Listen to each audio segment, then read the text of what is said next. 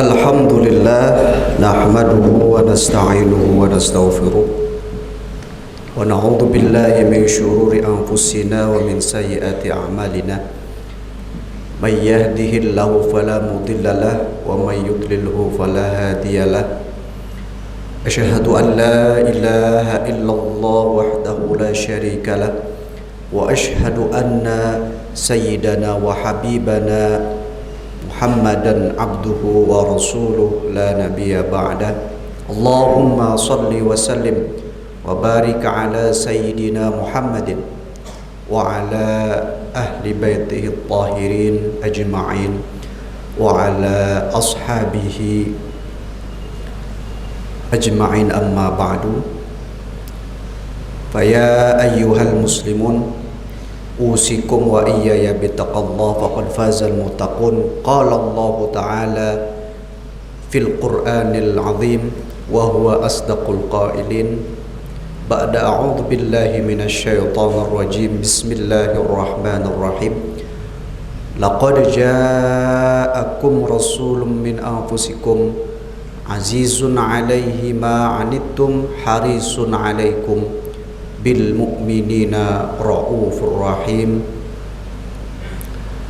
Shadaqallahul azim wa balagha rasuluhul karim wa nahnu ala dzalika minasy syahidin. Sidang Jumat hafizakumullah,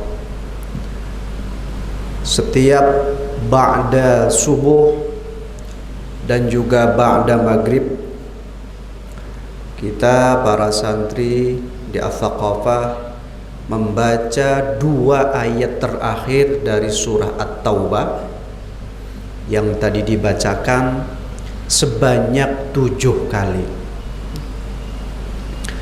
Ayat tersebut merupakan ayat penutup dari surah At-Taubah yang merupakan satu-satunya surah dalam Al-Quran tidak diawali oleh basmalah, dikarenakan surah itu memuat ayat-ayat atau kabar-kabar yang berkaitan dengan peperangan, kecaman kepada kaum musyrik, kaum kafir, dan juga kaum munafik. Ayat yang sebelum akhir, laqad ja'akum rasulun ila akhirih, itu menjelaskan 5 karakter Nabi Muhammad sallallahu alaihi wasallam. Ya. Yang pertama adalah laqad ja'akum rasulun min anfusikum. Jumhur mufassirin atau qurra, para ahli qiraat, membacanya anfusikum, yang merupakan bentuk plural atau jamak dari kata nafsun. Artinya adalah diri kalian. Di sini pun para ulama berbeda pendapat.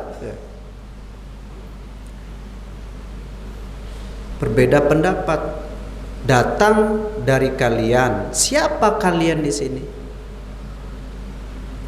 Tentu yang mayoritas pemufassir mengatakan bahwa anfusikum itu adalah masyarakat Arab, karena Nabi Muhammad dilahirkan di lingkungan apa? Quraisy, ya. Lingkungan Quraisy. Namun cicit dari Sayyidina Ali, Muhammad bin Ali bin Al-Husain, bahwa min anfusikum itu artinya mukminin, dari kalangan orang-orang yang beriman. Al-Juzzaz mengatakan bahwa anfusikum itu bukan hanya terbatas dari orang mukmin atau juga orang kalangan Arab saja, tapi itu anfusikum, yaitu min jinsil bashar kulli, dari jenis umat manusia, jadi bukan dari kalangan non manusia. Ya, tiga-tiganya kalau dilihat Ya benar. Karena yang pertama, Nabi dari golongan orang-orang yang beriman.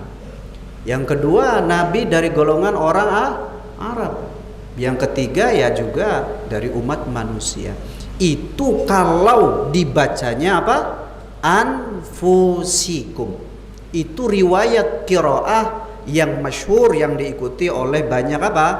Banyak baca. Seperti hafaz Quran yang kita baca anfusikum.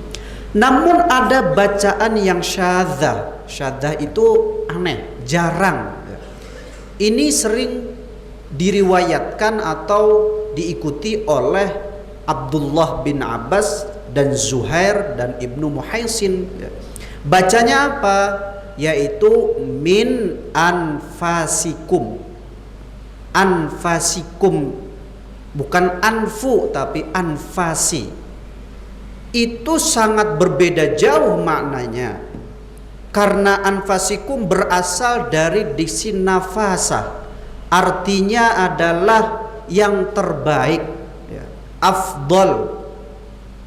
Menurut satu penafsir mengatakan bahwa artinya ashraf wa afdal wa arfa'akum qadran, ya. Jadi Rasulullah datang dari apa? Dari orang yang paling baik, yang mulia apanya? Derajatnya. Betul juga seperti itu, Nabi Muhammad datang ataupun lahir dari apa? Keturunan yang baik, ya. Yang baik ini artinya Rasulullah datang dari kakek buyut yang terhormat, ya, yang terhormat, ya. Atau juga anfasikum ini artinya aktsarukum ta'atan. Jadi makhluk atau manusia yang paling taat, ya. Ya, mau yang paling taat, mau yang paling mulia, mau yang paling baik martabatnya, itu semuanya menunjukkan makna-makna dari diksi anfasikum yang terbaik. Namun makna yang kedua ini ada sedikit kritikan, karena diksi nafas atau nafisun baik itu tidak digunakan untuk menyifati manusia, tetapi menyifati barang, ya, menyifati barang bukan manusia. Oleh karena itulah bacaan min anfasikum itu merupakan salah satu bacaan yang syadzah, artinya yang kurang populer atau jarang dipakai, meskipun secara bahasa, secara tafsiran lebih baik itu, karena namanya pemimpin harus apa? Yang terbaik, ya. Martabatnya, intelektualitasnya, akhlaknya harus seperti itu. Itu sifat yang pertama. Yang kedua apa? Azizun alaihima anittum. Merasa berat apa yang kalian rasakan tidak mampu, atau yang kalian merasa tidak suka, ya. Itu Rasulullah merasa itu. Yashukku alaihi makruhukum, sesuatu yang tidak disukai, Rasulullah merasa apa? Merasa berat hati. Salah satu contoh saja, Nabi Muhammad pernah bersabda, laula an asyukka ala ummati la amartuhum bisiwak fi kulli shalah. Kalau saja siwak itu tidak berat, aku akan perintahkan. Kalau perintah Nabi artinya wajib setiap sholat, ya. Berat setiap. Atau pada suatu saat Salman Al-Farisi bertamu kepada Abu Dzal Al-Ghifari yang dikenal dengan wara'inya, ya. Sampai-sampai dia tidak peduli, bukan tidak peduli, kurang perhatian kepada istrinya. Namun kenapa kok Salman ini seperti ini? Waktu itu puasa Abu Dzal Al-Ghifari. Dibuatkan makananlah Salman itu. Ya kalau kamu puasa, saya pun puasa, kata Salman Al-Farisi. Akhirnya berbuka. Sampai-sampai kemudian Salman mengadu ataupun menceritakan kepada Nabi Muhammad tentang kondisi Abu Dzar Al-Ghifari ini. Kemudian Nabi bersabda, "Inna li rabbika 'alaika haqqan wa inna li nafsika 'alaika haqqan wa li ahlika 'alaika haqqan fa'ti kulladzi haqqin haqqah." Bahwa sesuatu itu ada haknya atau kewajiban bagi kita. Tidak bisa kita melalaikan kewajiban-kewajiban kita kepada yang lain. Jadi puasa terus pun tidak baik. Ada hak-hak yang harus dipenuhi oleh seseorang. Yang ketiga, sifat Nabi itu adalah harisun alaikum. Harisun ini artinya harisun ala isali al khairat ilaikum fid dunya wal akhirah. Sangat ingin. Harisun itu memotivasinya besar atau sangat semangat yang besar untuk selalu apa? Selalu mengharapkan kebaikan kepada umatnya di dunia maupun di akhirat. Yang terakhir, yang keempat dan kelima, yaitu bil mu'minina raufun. Yang pertama, rahimun. Dua sifat inilah yang hanya oleh Allah Subhanahu wa taala disandingkan pada dirinya, pada Allah dan juga pada Nabi Muhammad. Itu cuman pada itu. Ya. Rahim, sifat rahim yang sangat belas kasih. Rauf juga sama, ya. Maka dari itu, kenapa memakai diksi bil mu'minina raufur rahim? Bahwa lemah lembut, kelembutan, kasih sayang Allah itu hanya untuk siapa? Hanya untuk orang-orang yang beriman.